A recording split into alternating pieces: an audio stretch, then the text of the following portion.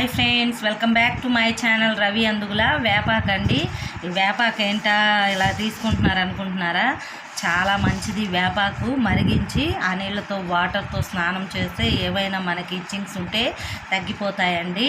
ఒకసారి ట్రై చేయండి. అలాగే చుండ్రుని కూడా నివారిస్తుంది తలకు పెట్టుకుంటే.